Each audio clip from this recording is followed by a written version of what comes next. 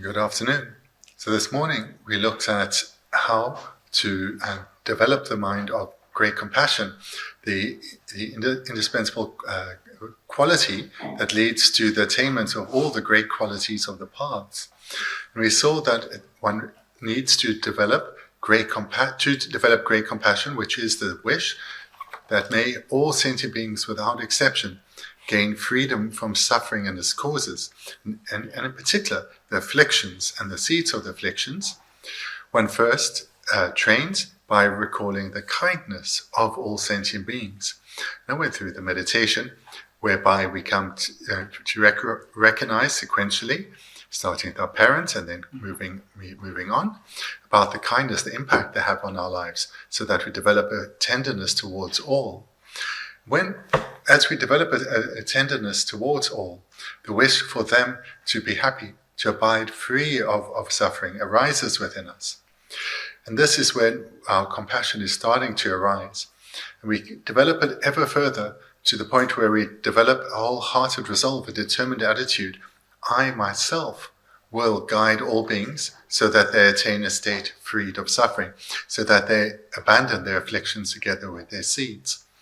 And then, to bring this about, we engage in the meditation of taking and giving, whereby all the suffering that beings are experiencing, as well as their karmic seeds that will lead to further suffering, we imagine taking these on and giving all our virtue to them.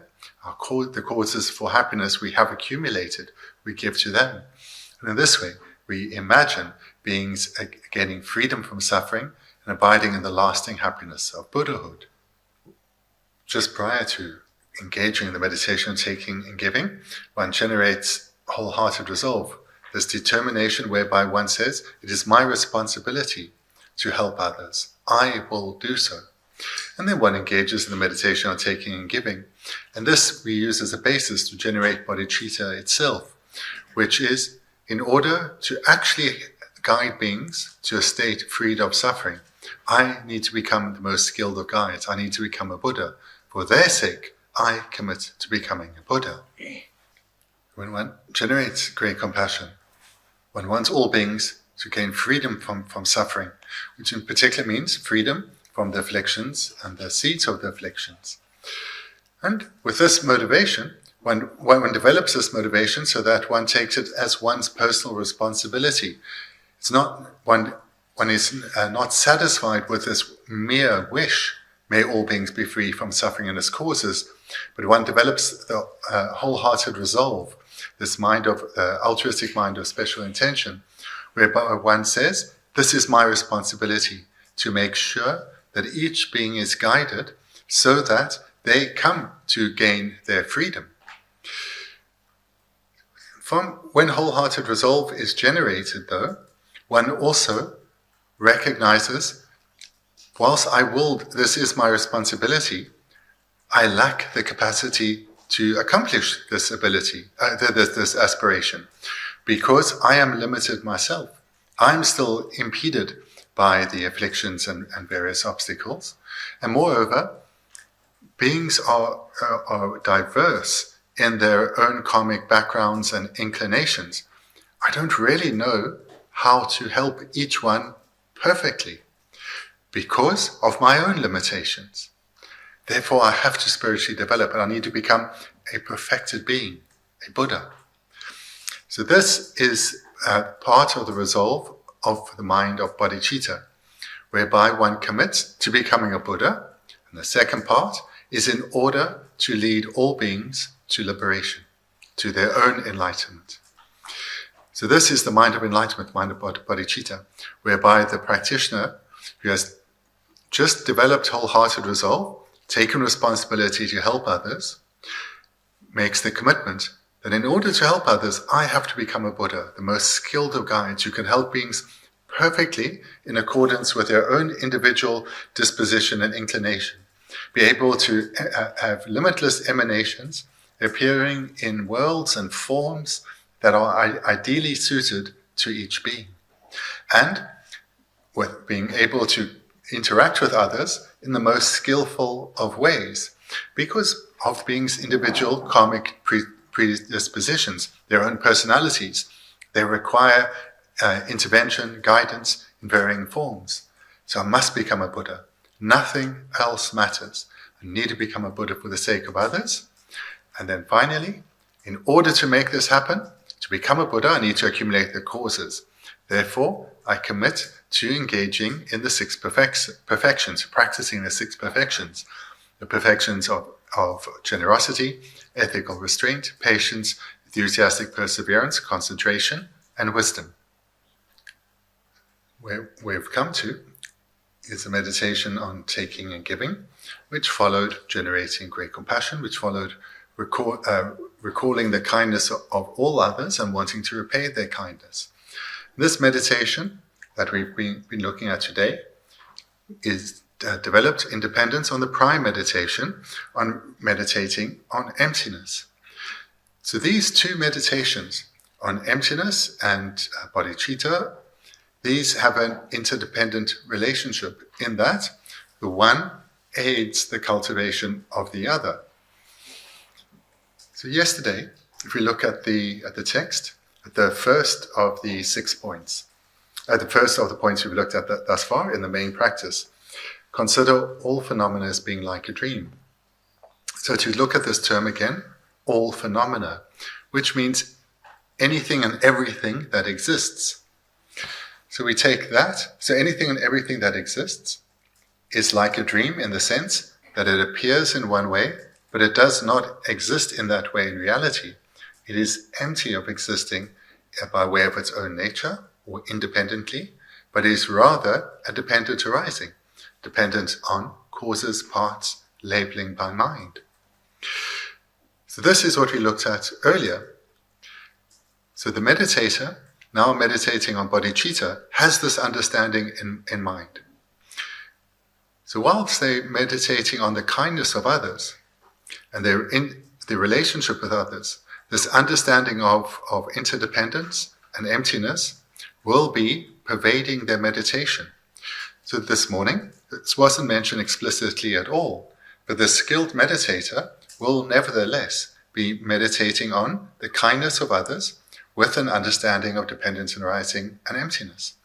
In that, the meditator reflects that in dependence on others, I have the food to eat, clothing to wear, I have this very life, I have the opportunity or the education to accumulate virtue, and I have the opportunity in that I interact with others to accumulate virtue. So every one of these expressions is an instance of dependence arising. In other words, or to say it again, these clothes, I have independence on others, which means it's come about independence on causes. It is not inherently existent. So too, my educations come about independence on others. It's not inherently existent. So too, my education and my opportunity to express my Dharma education and accumulate virtue comes about independence on others. And whatever is a dependence arising is necessarily empty of inherent existence. Or to express it in a different way, whatever is a dependent arising is not independent. So therefore, as one is here meditating on conventional bodhicitta, one is also reflecting on dependent arising and therefore emptiness. So in this way, one's meditation on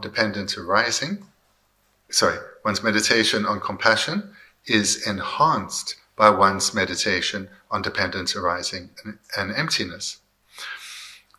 And earlier in the meditation, when one is meditating on dependence arising and emptiness, so the first 4 points, there one's overriding motivation is to be of benefit to others. So this was developed in the preparatory practices where one goes for refuge and bodhicitta. The very purpose of this meditation, when one's meditating on emptiness, is so that one can become a Buddha for the sake of others. So therefore, there is an interdependent relationship between the meditations on dependence arising in emptiness and great compassion and bodhicitta. So within the second of the 7 points, we come to the 7th one. Secondly, mount those two upon the breath. So the term mount those two upon the breath. So what does the two refer to? It refers to taking and giving. So what we just had in the line before. So mount those two upon the breath. One is here encouraged to perform the meditation in conjunction with one's breathing. So with the inhalation, one imagines taking the suffering from others. Then with one's exhalation, imagines giving our virtue and happiness to others. So when one breathes in, one imagines taking all the physical suffering of beings, as well as all their mental suffering, and any potential, the karmic seeds for suffering, and inhaling that, dissolving within one's own body.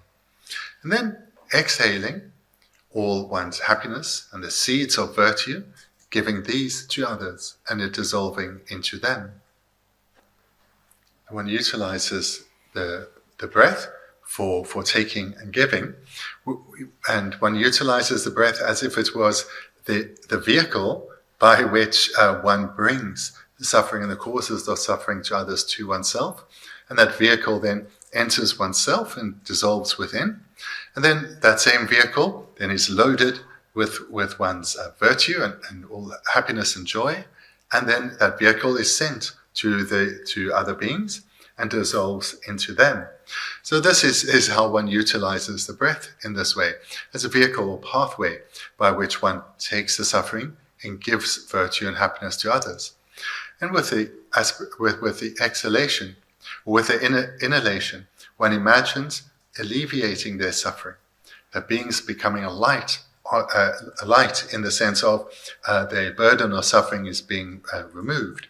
And by giving them happiness, sending the vehicle along the pathway with our two accumulations of virtue, then one imagines them attaining all the qualities of the Dharma and even attaining Buddhahood.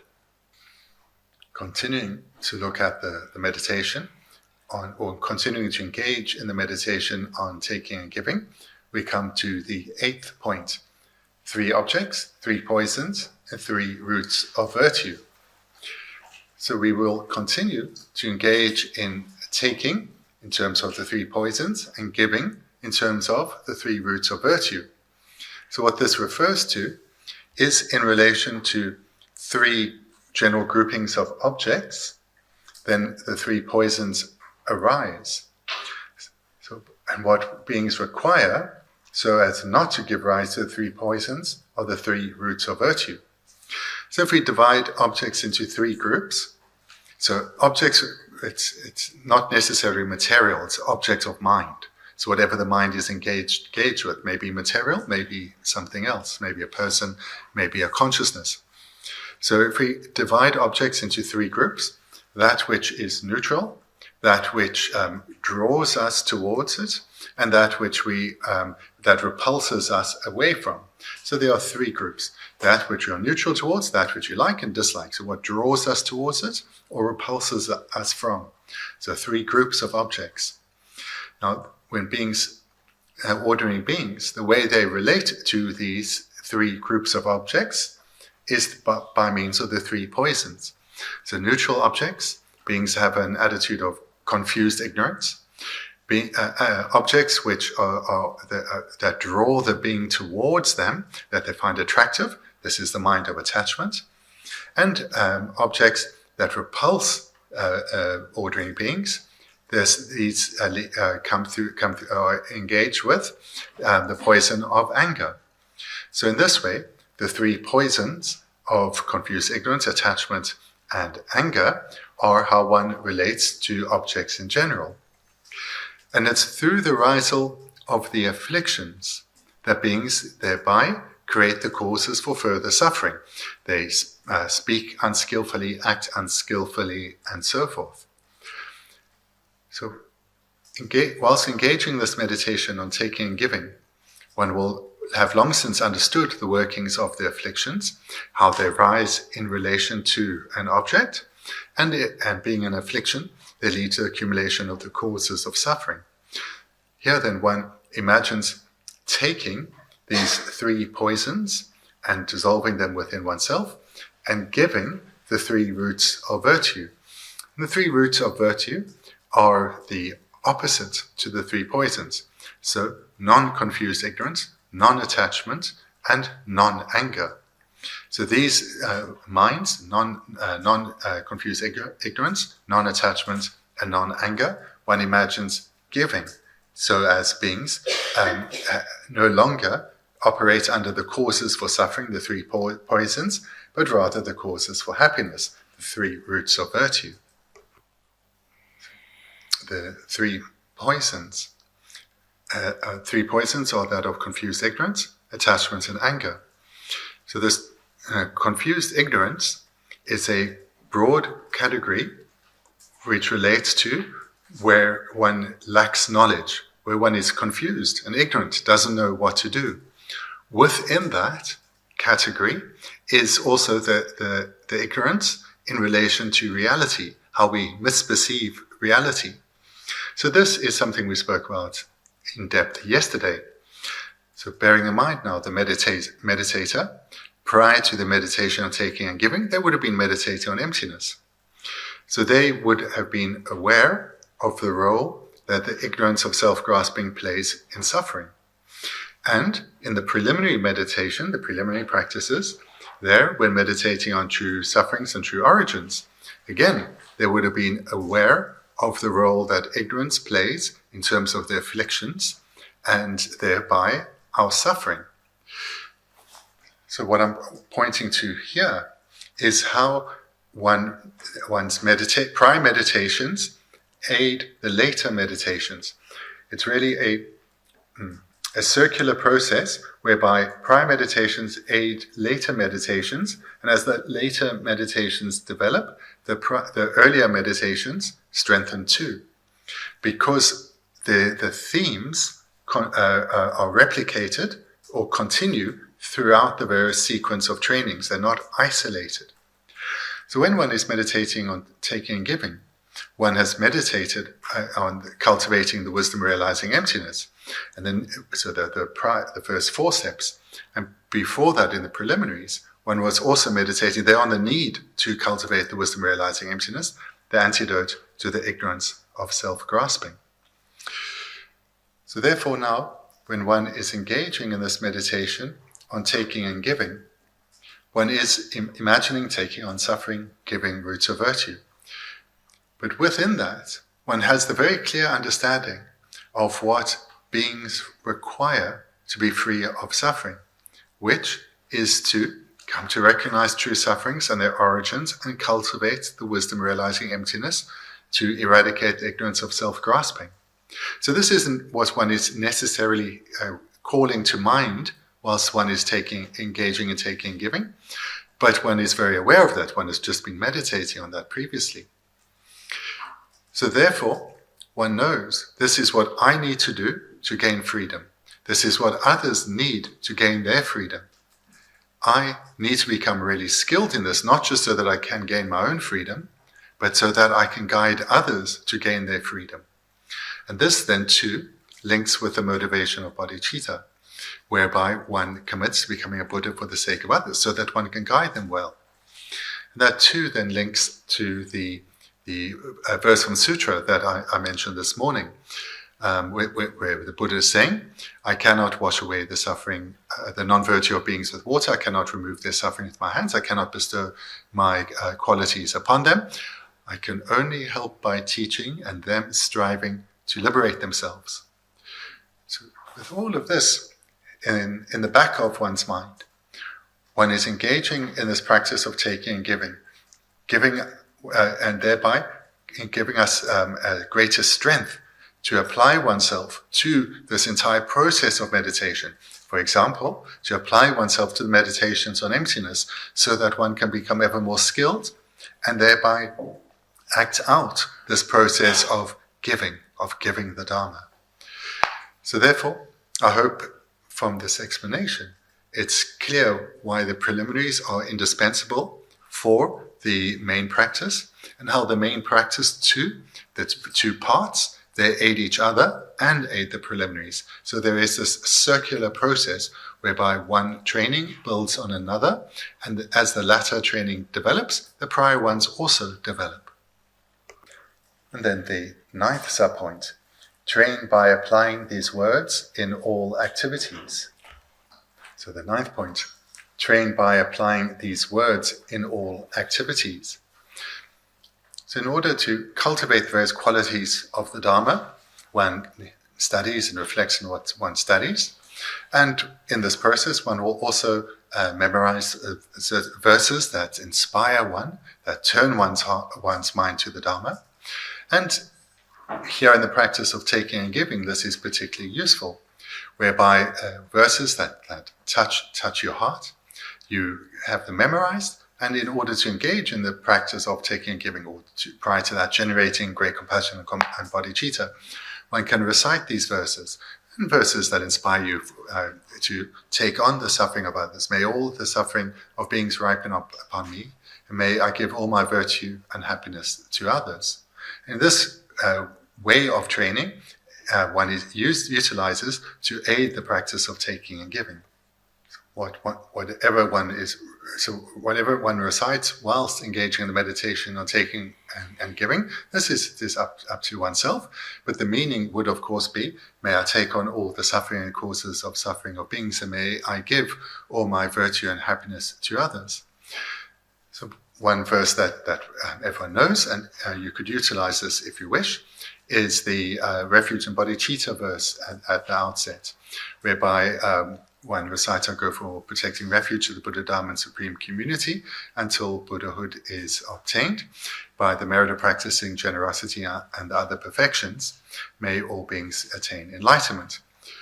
So this one can utilize as a means to recite whilst one is engaging in taking and giving, with the meaning being, I take on the suffering of all and I give my virtue to all. This is one illustration, or other verses that touch your heart. Another verse that is widely known is that one in relation to the four immeasurables, where one can engage in reflecting, may all beings be free from suffering and its causes, may all beings have happiness and its causes, may all beings abide in lasting joy, and so forth. And in this way, one can recite a verse to do with the four immeasurables as a means to aid one's practice of taking and giving. This is the same process that when you gather together to do a puja, say lama chopa, that you together are reciting verses. And whilst one recites the verse, the meaning is what is arising within you and you reflect on. So likewise here, although it's not structured as a puja is, one takes verses that inspire one and one has them memorized so that they can go around in one's mind whilst one goes through the process of giving and taking. And the final point, the 10th point in the main practice, commence the sequence with taking from oneself. In general, when one engages in meditation, one should be engaging with sincerity and without pretense, because it's a personal practice. One isn't trying to impress anyone. Therefore, it's important to be honest with oneself. And as mentioned earlier, the practice of taking and giving, suffering from all sentient beings, this really is a bit beyond us right now. The very least, all sentient beings is just a concept. It doesn't really mean anything yet. That still needs to be cultivated, let alone the sincere wish that we receive all their suffering in place of them, and all the causes of happiness, instead of ripening in our lives, ripen for them. This is something we can say, but we don't really mean. So therefore, it's skillful for us to start the taking and giving meditation with oneself and then expand it to others. And when one then engages in taking and giving, one imagines what problems one is likely to encounter today, and one will follow that with what one is likely to encounter tomorrow or next week or next month, and what one may encounter in years to come. And you just imagine these being taken on, and the happiness that is then expelled, this is remaining within you. So you are imagining that your future, in your future, from today, from when you rise from this meditation cushion, through this meditation, all the problems, suffering, and difficulties you receive, you encounter, will be manageable. You'll be able to deal with them successfully through dealing with this, through dealing with the hardships that you are going to encounter. You generate confidence. I can deal with this. And in this way, one starts taking and giving with oneself. Thereafter, one can relate it to those that one is close to. So in the meditation then, imagine one's loved ones, those that one's close to, one's family, one's dear friends. Imagine taking on all their problems and difficulties, imagining them gaining enlightenment. And then take it further to all beings in your community, all beings in your nation, and eventually all sentient beings. So the meditation process is really the same. What is new is that one should start with oneself, and only thereafter move to those that one is closest to. And with oneself, one is imagining taking on the problems that will befall you and taking them on. And by the outcome of the meditation, you have the confidence, I can deal with them. They will not overwhelm me.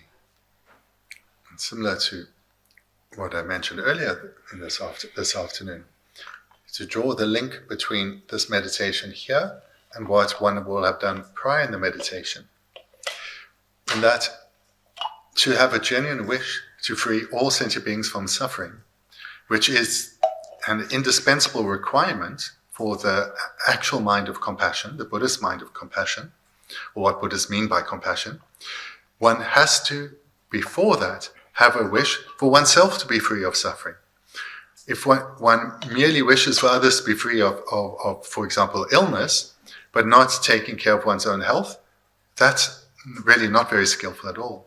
If one wants others to be free of afflictions whilst one's own mind is still overwhelmed by afflictions, this is not skillful at all. It's not being honest with oneself.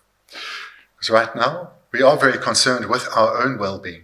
So we recognize that, we start where we are. And this is why one needs to first train in the preliminaries. So the very first point there, first train in the preliminaries. Because through meditating well on true sufferings and true origins, on the basis of meditating on precious human rebirth and its impermanence, one will give rise to a wish, I don't want to suffer anymore. I want to gain freedom from being born without any control in samsara. I want to emerge from the suffering realms of samsara, gain my liberation. So this is the training of that's shared with the being of intermediate capacity. It's a cultivation of the mind of definite emergence or renunciation. And it is the preliminary to engaging in the trainings of the being of great capacity. To the extent that that preliminary is developed, then the meditation on emptiness, one will have the energy and the discipline to engage in it, and one will have the basis to actually develop compassion, not merely a wish, but real compassion. So therefore, when we have as a 10th point, commence a sequence with taking from oneself, this we should all do, because we are still training in the preliminaries. So we need to develop this mind still of definite emergence, this determined attitude, I do not want to suffer anymore, therefore I have to abandon ignorance. And so we then, when we later engage in the meditation on taking and giving, do so in relation to oneself. So again, I hope I'm making clear both why the preliminaries are indispensable and shouldn't just be glossed over, and secondly, this circular relationship between the earlier and latter practices, how they are interdependent and one enhances the other. I want to really emphasize this point because all too often we think our focus needs to be on others. And whilst this is laudable, to actually generate the attitude that is sincerely focused on the welfare of others, one first needs to cultivate the wish for oneself to be freed from suffering. This sequence is definite. If you are wanting to benefit others, but haven't taken care of yourself, you will not be able to benefit others. Because what we have seen is that the reason beings suffer is because of their ignorance. And the way to abandon ignorance is to cultivate the opposing wisdom. So therefore, what beings require is to be guided in firstly how to recognize ignorance and the role it plays, and then be guided how to cultivate wisdom to gain freedom. So if you are wanting to help beings, this is the help you need to give them. Guide them to recognize the faults of ignorance and how to cultivate wisdom. You cannot guide others unless you've learned this, understood it yourself. And if you have only come to know it intellectually, your guidance will be extremely limited. You need to have personalized it, gained your own personal experience so that you are sharing not mere book knowledge, but you're sharing from your own lived experience. So therefore, whilst holding the wish to eventually be a great being, a bodhisattva, a being who's of direct and remarkable benefit to others, I have to first cultivate qualities taking care of my own mind, so that by subduing my own afflictions, progressing towards my own liberation, I then develop my capacity to be of real benefit to others, to be of actual benefit to others, free of self-interest.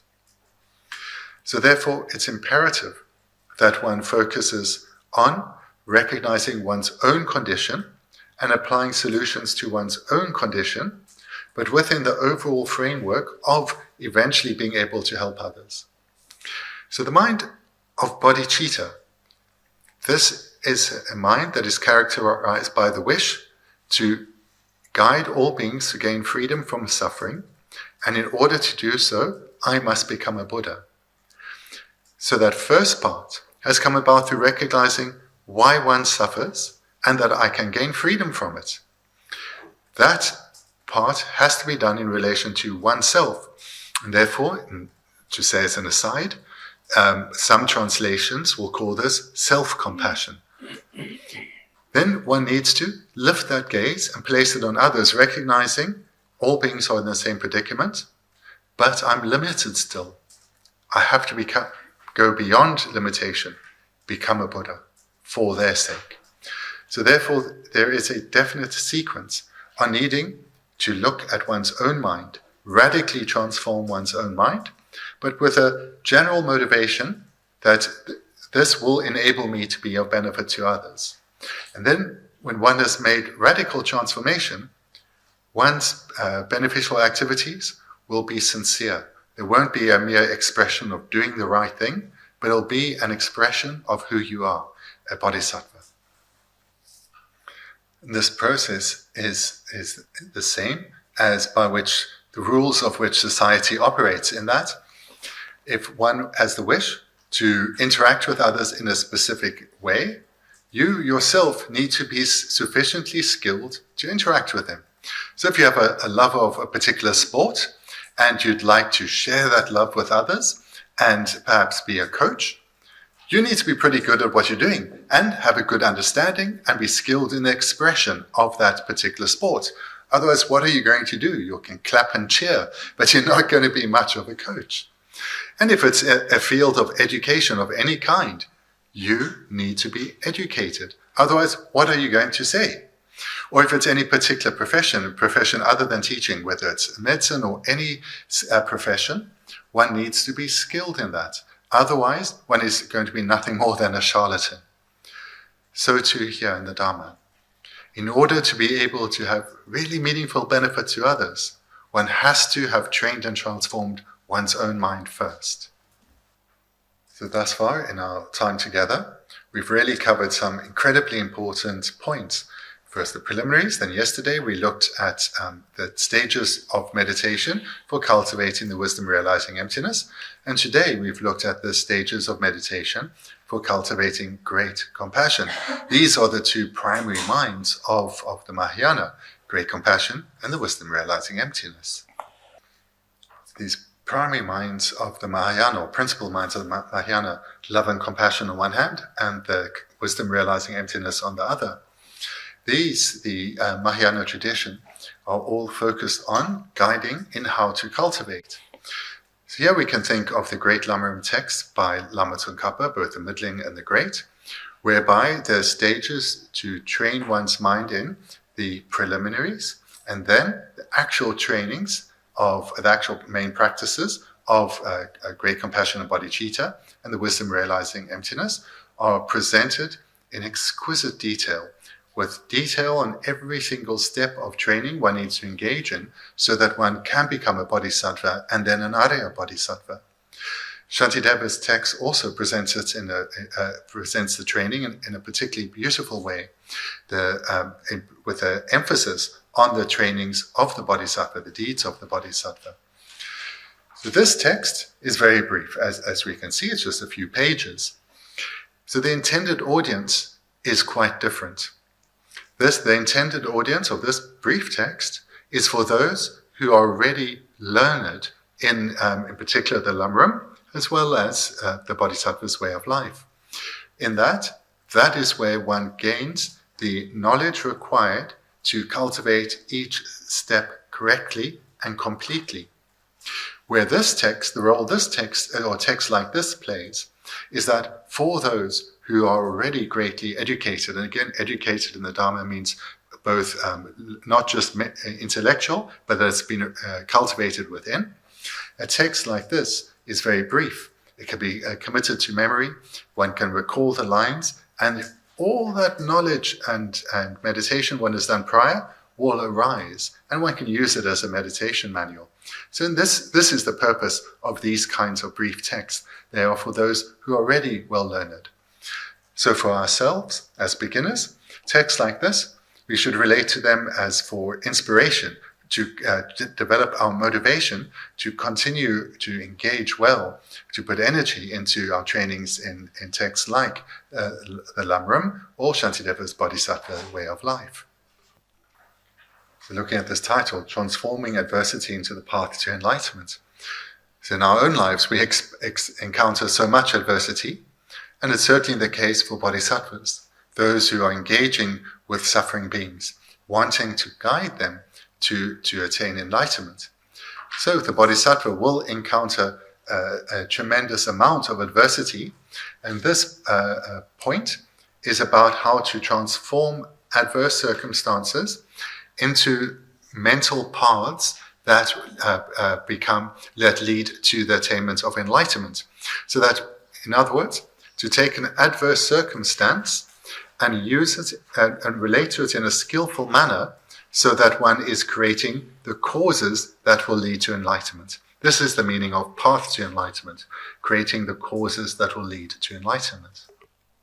So looking at the first, when the world and its inhabitants are filled with negativities, transform adversity into the path to enlightenment. So the first word in the Tibetan I've translated as world. Literally it means vessel, and the second word I've translated as inhabitants. So in other translations, this is the container and contained. The meaning is the world and its inhabitants. So the world, so Gendanat spoke about this term world. So it refers to the place where we are. And in this place where we are, this natural environment, this is a place where one encounters many events, and these events have an impact on us, and that impact, a negative impact on us. So particularly thinking perhaps in natural events, so that there can be floods, there can be drought, and so forth, or any variety of natural events. These then can lead to the mind of beings being disturbed, being unhappy, so worrying, concerned, and so forth. So adversity in relation to the world needs to be, the second line, transformed into the path to enlightenment. So when we're talking about adversity coming from the natural environment, from our material world, so not just maybe in English you'd say the material world, so yeah, the entirety of it. When it talks about transforming that into the path to enlightenment, what it is not meaning is taking the material world and transforming that into a mental path leading to enlightenment, but rather a way of relating to, thinking about the material world. Instead of a way of relating to the adversity arising from our material world, instead of that leading to non-virtue, we transform it into virtue. Virtue that's directed at the eventual attainment of Buddhahood. So this is the meaning then of transforming adversity from the material world into the path to enlightenment. We're transforming our way of thinking about problems and difficulties and suffering that arises from the material world. We transform that way of thinking, not necessarily the world itself, but transform our way of thinking so that we are creating the causes, creating a mental path that will lead to Buddhahood. So again, looking at this term world, so there's the world, the general world, the expansive world we share, and then there's our own specific individual world. So our own home, the life we live, this too is encompassed here. So our own individual home, for example, our own individual lived experience, this too is a place in which we experience many problems. So there can be floods across our region, or our home can get flooded. There can be a great bushfire across the region, or our house can burn down. So in other words, this term world we relate to in both the expansive as well as the personal. And so in terms of the personal, when we experience problems from our own world, our own home and so forth, if our way of thinking is normal, unskillful, our problems and difficulties we encounter are only magnified. Whereas if we, through taking unwanted circumstances in our own individual life, and we transform that, we think about it differently, we transform that into a path, into the accumulation of virtue that will lead to enlightenment. This is a skillful way that a practitioner responds to the challenges in their life. So here, this term world, we should understand in both expansive understanding as well as our own particular lived experience. The second term translated as inhabitants. Again, elsewhere one comes across this as the container, and this would be the contained, or the world and its beings. So the inhabitants of this world. So this then refers to a second general source of harm, of suffering, and this is between beings themselves, whereby beings harm each other through acts of physical violence or verbal violence, harm each other through conflict, again, physical conflict, or through speaking with aggression, harm each other through deceiving others, taking advantage of others. There's a wide variety of ways that beings interact in a way that causes harm. So when one is the recipient of harmful behavior, how one deals with this is the subject matter here. That instead of responding in either an unskillful way, and one accrues non-virtue, or just dismissing it, one actually makes the most of the opportunity, transforms the opportunity, embraces it, in that one creates the causes that will lead to enlightenment. And again, this is the meaning of a path, cultivating a mental path, cultivating virtue that leads to enlightenment. So the first point was from the material world, and the second is from the inhabitants of the material world. When the world and its inhabitants are filled with negativities, talk a bit about filled. So this first word, so the world or container. So we can imagine a container, a vessel filled to the brim with water, for example. So this is the meaning here of the world filled. Or one can also imagine, in terms of inhabitants, someone who's particularly afflicted, filled with afflictions. Or in our own lived experience where one's life appears to have problem after problem after problem. So this is the reality of samsara, that it is filled with negativities. And this terminology is utilized here to emphasize that no matter how challenging something is, no matter how hard it is, this is something that we need to cultivate the skill so as to transform this adversity into the path to enlightenment. So then this second line, transform adversity into the path to enlightenment. This, especially this transform, this should show that what one is wanting to do is transform our response to what we encounter. So this is a very much an inner development where we're not trying to change the world or change other people. We are trying to transform our way of responding to life's challenges, life's difficulties. The general way that people respond is with anger, with worry, with attachment, wanting things to go the way they desire and so forth. When one's response is afflicted, it only hurts the afflicted person and those to whom they express their afflictions. So what we're trying to transform is, instead of facing adversity with afflictions, to rather respond with virtuous minds. And in this way, we transform an adverse circumstance which would otherwise or usually lead to the accumulation of causes or suffering. We now lead to we respond so as to accumulate causes for happiness, in particular the happiness of Buddhahood for the sake of others.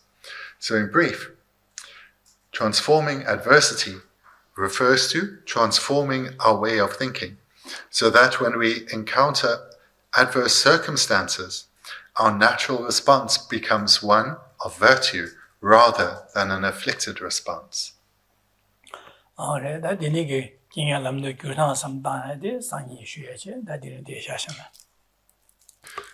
So then thank you.